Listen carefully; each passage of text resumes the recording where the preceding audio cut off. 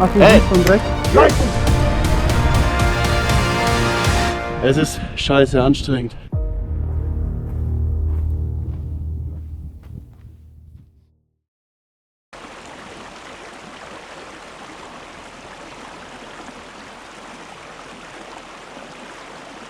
So, wir waren jetzt gerade Agua holen.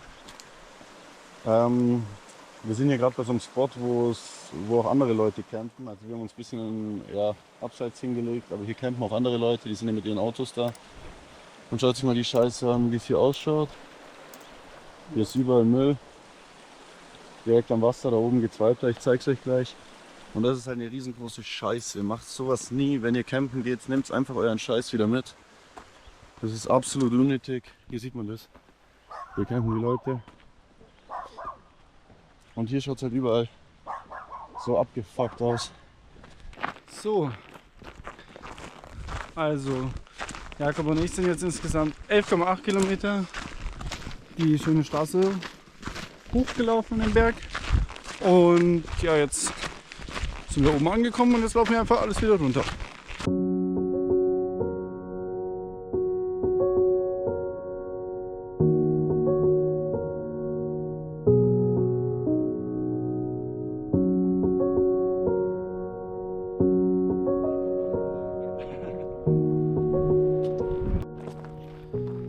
Also, Unmut macht sich in der Gruppe breit. Jakob hat gesagt, er verliert seine Form, wenn wir jetzt nur laufen. Und Keine Ahnung. Essen, das ist ja das Nächste. Genau, nichts essen. Und deswegen hat er die grandiose Idee, jeden Tag 100 Liegestützen zu machen. Tja, und dann habe ich natürlich gesagt, als sein Wanderkollege, der auf ihn Acht gibt, dass es eine ultra dumme Idee ist. Weil unser Körper eh schon am Limit sind. Wir 1000 Fuß Hours haben und weiß Gott was noch für aus. Und ja, wir eh schon zu wenig essen. Teilweise nicht genug Schlaf haben. Ja, naja, je nachdem. Aber ja, unser Körper ist eh schon am Limit. Und dann will Jakob nochmal 100 Liegestütze machen. Eine Meinung ist, gegen 100 Liegestütze spricht nichts. Ich sag, der Körper wird noch mehr überlastet. Und am Ende, keine Ahnung, kommen Verletzungen noch dazu. Und keine Ahnung, irgendwas am Körper macht nicht mit. Und dann ist der ganze GPT-Plan kaputt. Auf jeden Fall hat Dr. Erik mir jetzt halt einfach Liegestützverbot erteilt. Genau, jetzt, das muss auch mal in der Gruppe durchgesetzt werden und auch akzeptiert werden, aber wir haben uns geeinigt. Was er nicht sieht, weiß er nicht, sage ich ihm.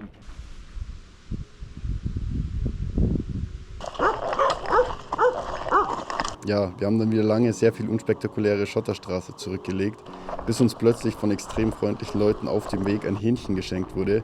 Die haben uns das einfach aus dem Auto rausgegeben. Wir wissen bis heute immer noch nicht so richtig warum, aber Fakt ist, wir müssen echt ziemlich fertig ausgeschaut haben, so dass die Leute sich da wirklich schon Sorgen um uns gemacht haben. Ja, dann wurde uns dort von den Leuten noch gesagt, dass wir am nächsten Haus einen Stopp machen sollen, denn dort sollte es einen Shop geben, wo wir dann eigentlich nur noch Brot kaufen wollten. Vor Ort haben wir dann die Irma kennengelernt, die Besitzerin des Shops, und die hat uns kurzerhand angeboten, dass wir bei ihr im Garten schlafen könnten. Dieses Angebot haben wir natürlich dankend angenommen und es sollte tatsächlich noch besser kommen für uns an diesem Abend, aber schaut selbst.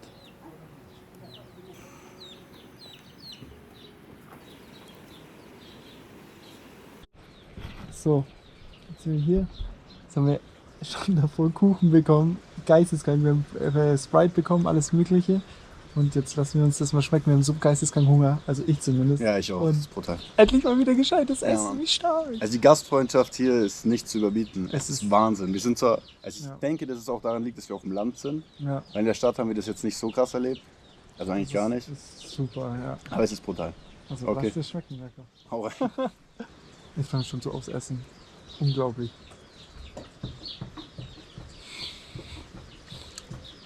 Es ist so ein perfekter Tag. Vor allem das Beste war, wir sind lang gelaufen und da haben wir gesagt, komm, es wäre so perfekt, wenn wir eine kalte Fanta hätten und aufs Abendessen eingeladen werden. So einfach so, aus Spaß haben wir das gesagt.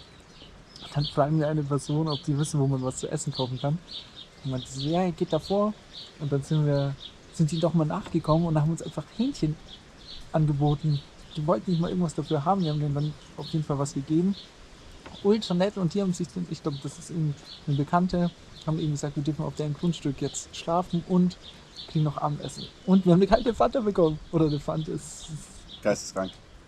kommt einfach nicht mit der Situation klar. Es läuft so perfekt für uns. Wir haben immer so viel Glück und alle sind so ultra nett. Also es ist so krass. Obwohl unser Spanisch wirklich so schwindelig ist. Das Es ist ist so so unangenehm. Es ist uns so ultra peinlich, dass wir einfach nicht ausdrücken können, dass wir so dankbar sind, dass wir, ob wir denen helfen können und Ja, wie vor viel allem- das für uns bedeutet. Viel schlimmer finde ich immer, dass ich nicht verstehe, dass wir nicht verstehen, was die von uns wollen.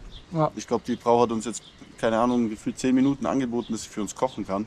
wir haben es einfach nicht verstanden. Wir haben es nicht umrissen. Schmeckt richtig gut, hä? Schmeckt geisteskrank. Das gibt's nicht. Das kann nicht.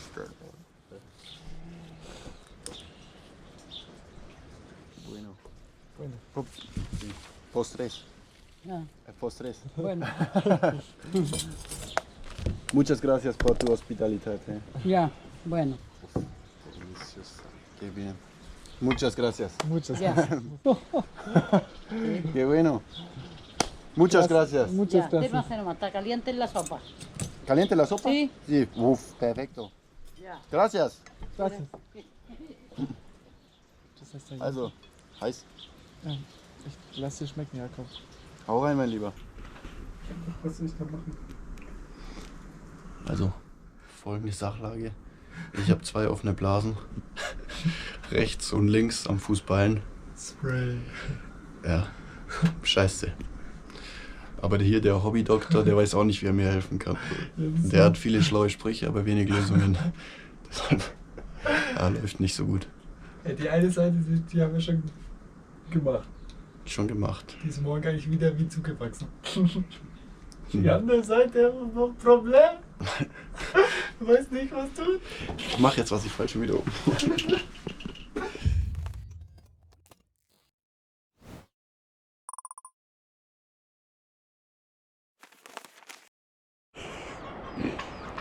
Ja, weiter geht's.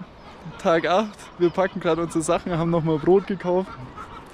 Da unten liegt das Brot. Wir haben auch einfach nochmal Hähnchen und Kartoffeln zum Mitnehmen bekommen. Wurde extra 10.000 Mal gesagt, dass wir es heute essen sollen. Das werden wir auch machen. Und ja, es war die Irma, die nette Irma. Und ja, jetzt geht's in den Tag. Mal schauen, dass wir heute vielleicht einen entspannten Campspot finden und dann vielleicht mal ein Rest einbauen. Jetzt haben wir eigentlich genug Essen. Neuer Tag, neues Glück. Buenos dias! Hasta luego, Irma. So, Freunde, wir wurden durchgefüttert gestern Abend. Heute gab es sogar noch Frühstück. Wir durften im Garten schlafen, weil hier gibt es gar nicht so viele Campspots. An diesem Fluss, wo wir jetzt laufen, auf dieser befestigten Straße. Deshalb waren wir ganz happy, dass wir dort im Garten campen durften. Und um die Gastfreundschaft sind wir zum Glück nicht herumgekommen. Ja. Also war sehr lecker. Irma hat für uns Essen gemacht. Es war richtig geil. Sie hat uns sogar noch ein Doggy-Pack mitgegeben. Was ist ein Doggy-Pack? So ein Lunchpaket. Ah. Also wir haben noch mal eine Hähnchenkeule mitbekommen. Ja. Und Können wir Brot. Uns, genau, und so gefüllte Brottaschen können wir uns heute Mittag einverleiben. So ist es. Ja, wir werden jetzt halt wieder ein paar Kilometer machen, nachdem wir gestern schon weit gelaufen sind, weil wir wollen endlich wieder in die Berge kommen. Weg von dieser scheiß befestigten Straße hier. Aber das dauert nun mal. Und allzu schnell können wir auch nicht gehen, da der Boggy schon 2 offene Blasen auf dem Fußballen hat. Deshalb, ja. Aber wir bleiben dran und wir kommen in die Berge. Okay, in dem Sinne, Erik, sag was Lustiges. Haha. Genau. Stark. Haha. Und ciao.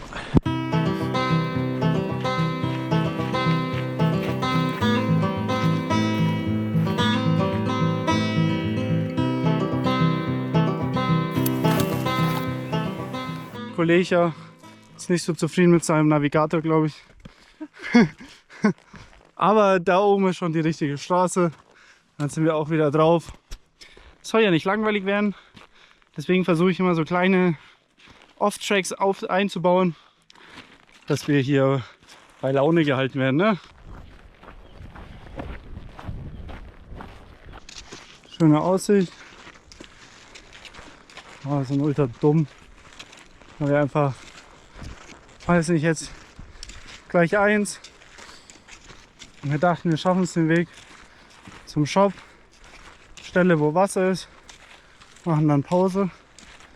Es geht einfach nur dauernd berghoch. Jetzt waren wir an der Brücke. Ja, Wasser 30 Meter unter uns. Keine Chance nachzufüllen. Ist auch kein guter Spot. Jetzt kämpfen wir uns den nächsten Berg hoch, um zum Shop zu kommen, der hoffentlich Wasser verkauft, weil wir langsam alle sind. Dann richtig durch, ich kann nicht mehr. Das ist dann Haus. Hoffentlich ist offen. Tor ist zu. Nächste beschissene Nachricht. Fuck. Scheiße, Mann. Hoffentlich keine Doggos.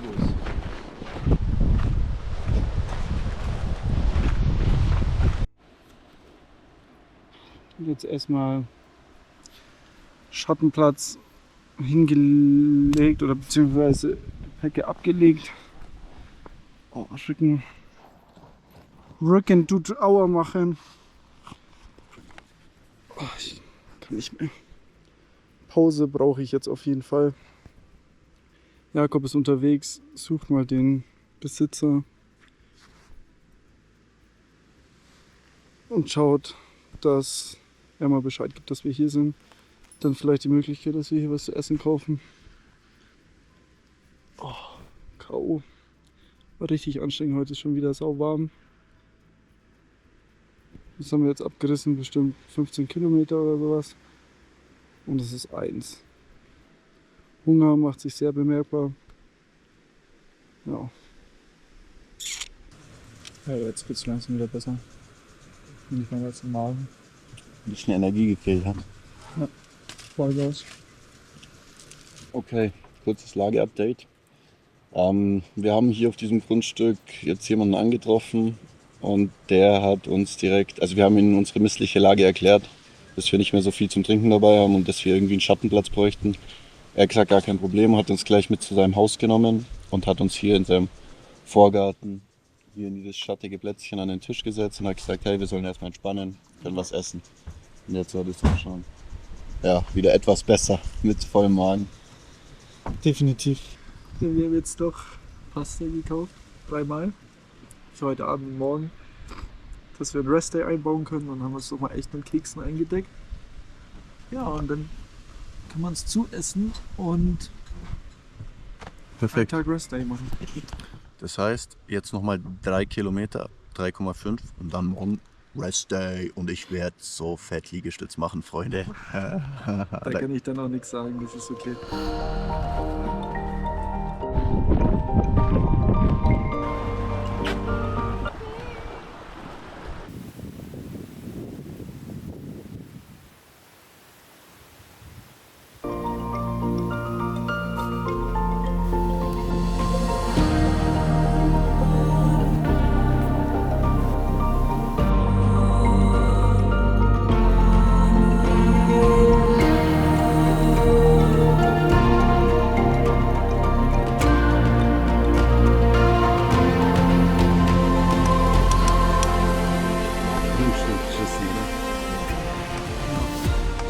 Eigentlich sagt man doch, der Mensch ist ein Gewohnheitstier.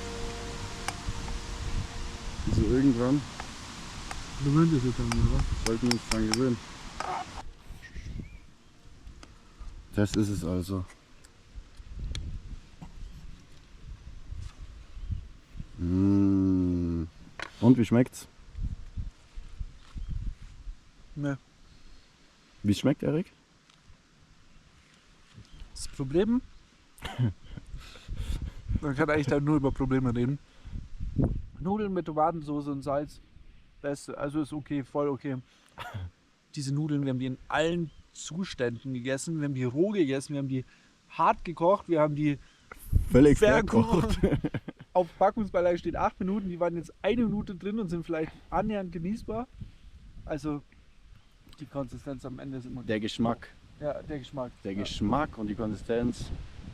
Also Chile kann viel, aber die Nudeln, zumindest von dem Hersteller, Gar nichts. no. Also, jetzt hatten wir noch ein bisschen Brot über. Und jetzt haben wir tatsächlich mal das erste Mal in der Pfanne mit Öl angebraten. War echt gut, ging auch. War nicht nur gut, das war überragend. Also es hat wirklich gut geschmeckt, ja. Und ja, es war ein bisschen arg. Jetzt ist direkt erstmal was angebrannt. Aber erster Versuch war echt gut. So sieht das Endergebnis aus. Mit Öl angebraten, ein bisschen Salz drauf. Schmeckt tatsächlich echt richtig gut. Tag 8 heute. Ja. Kann man eigentlich relativ schnell abhaken und ad acta legen. Wir haben viel Strecke gemacht und es war landschaftlich nicht besonders schön. Wir haben wieder tolle Gastfreundschaft erfahren hier in Chile, aber waren mit unseren Nerven auch teilweise ziemlich am Ende und sind jetzt auch noch beim falschen Campspot rausgekommen. Wir werden morgen einen Restday einbauen und dachten, dass das hier, wo wir jetzt sind, unser Campspot ist. Der Spot für den Restday kommt aber erst in 1,7 Kilometern. Ja. Deshalb werden wir morgen nochmal unser Zelt abbauen und nochmal 1,7 Kilometer gehen und dann dort unseren Restday verbringen. Und hoffen, dass der Spot ein bisschen schöner ist. Und hoffen, dass der Spot besser ist als hier, weil hier ist alles voll gekotet von irgendwelchen Kanickeln und er ist auch nicht so besonders schön, das ist okay. Ja, die Wasserstelle ist ein bisschen weit unten bergab. Ja. Ja. Deshalb heute eigentlich eher ein gebrauchter Tag, war anstrengend und ja, viele coole Sachen, viele Highlights gab es jetzt nicht. Mhm. Außer die Begegnungen mit den Leuten natürlich, die waren cool. Ja.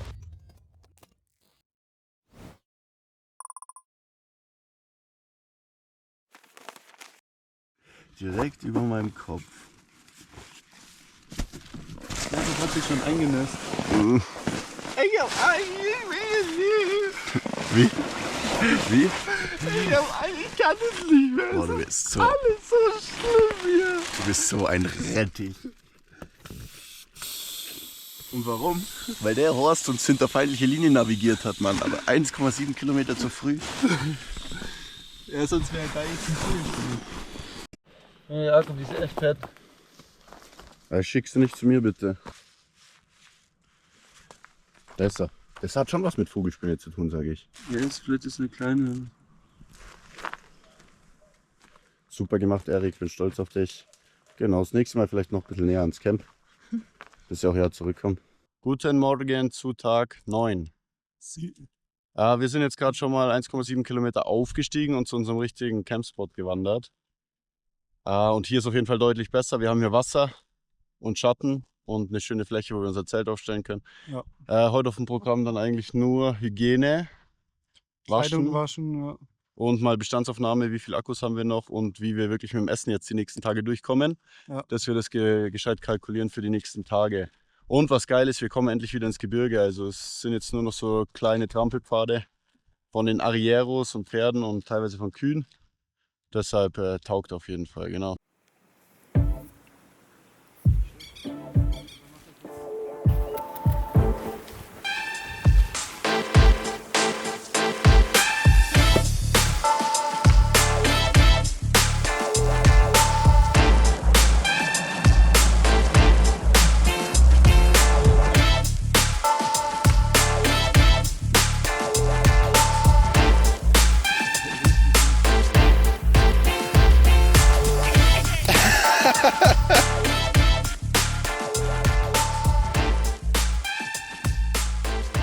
So, wir sind jetzt nochmal nur mit GPS und einem kleinen Rucksack aufgebrochen. Da hinten irgendwo ist unser Lager. Und zwar suchen wir eine heiße Quelle. Mal schauen, ob wir die finden. Hier alles komplett ultra kaltes Wasser. Aber ein Spot, zweiter Spot. Ist warm, gell, Jakob?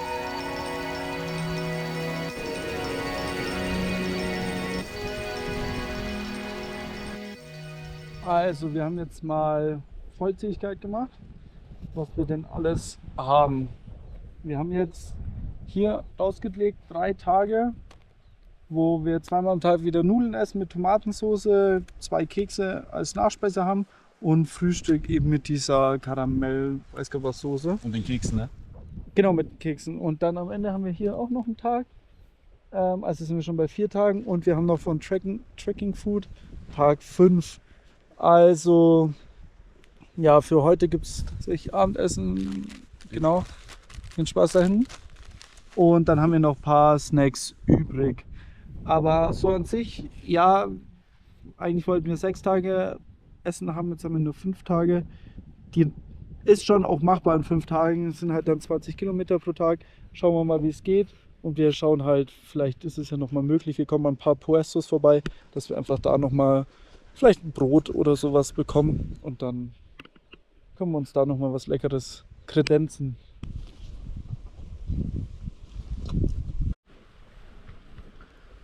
Wir lassen uns gerade ein paar Kekse schmecken. Am Ende des Tages 9. Tatsächlich schon, ja. Wir haben jetzt auch vorhin schon drüber geredet. 3. Tag tatsächlich schon auf dem GPT-7. Heute jetzt Rest Day gewesen. Hat uns echt gut getan. Also war wirklich mal gut. Auch haben uns gut nochmal Schlaf eingeholt. Sind dann nochmal eben zu der Heißwasserquelle. Haben nochmal so ein bisschen Kneippbad gemacht. Ultra schön.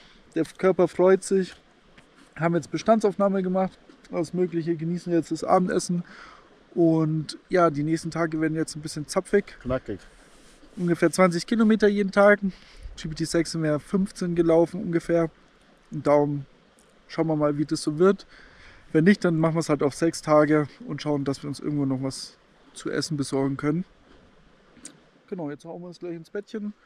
Versorgen unsere Füße für morgen, dass wir da ready sind. Und dann geht's morgen auch schon los. So ist es. So ist es. Gute Nacht. Gute Nacht. Noch schön die Aussicht genießen und dann in die Haia.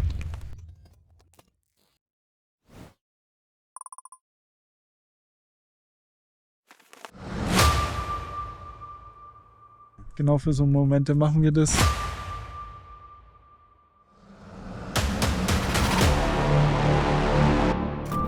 Es ist brutal heiß.